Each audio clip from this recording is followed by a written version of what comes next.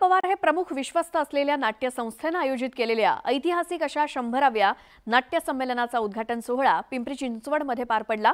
मात्र या सोहळ्याला जिल्ह्याचे पालकमंत्री अजित पवार हे पुणे परिसरात असून सुद्धा अनुपस्थित होते।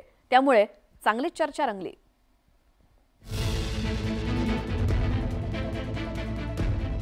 राष्ट्रवादी काँग्रेसमध्ये उभी फूट पडल्यावर शरद पवार आणि अजित पवार यांच्यात जणू पाठशिवणीचा खेळच सुरू झालाय।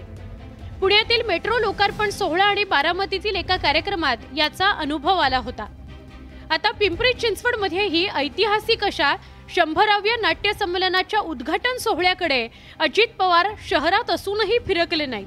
संमेलन आयोजित केलेल्या नाट्य संस्थेचे प्रमुख विश्वस्त शरद पवार असल्याने अजित पवारांनी पाठ फिरवल्याची चर्चा सुरू झाली आहे। साहित्य संमेलन असेल, नाट्य संमेलन असेल, तुम्ही जर पूर्वीचा इतिहास बघितला तर चव्हाण साहेब खाली बसायचे, ते त्याच्यामध्ये पाहुणे म्हणून त्यांनी त्या क्षेत्रातल्या मान्यवरांनी तिथं जायचं। परंतु अलीकडे बरेच वर्ष चित्र बदललेलं आहे।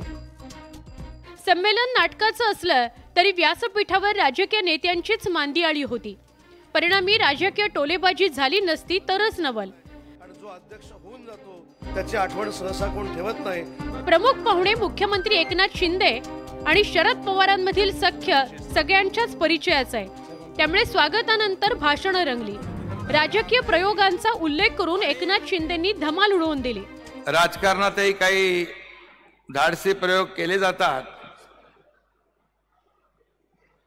फक्त जब्बार पटेल यांनी केलेलेच आहे, पण राजकारणात देखील काही धाडसी प्रयोग होतात। आम्ही 1.5 वर्षापूर्वी असाच एक धाडसी प्रयोग केलेला आणि त्याची नोंद इतिहासात नक्कीच होईल।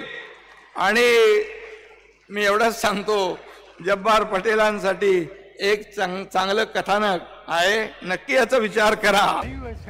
राजकीय कलगीतुऱ्यानंतर व्यासपीठावर खसखस पिकली होती।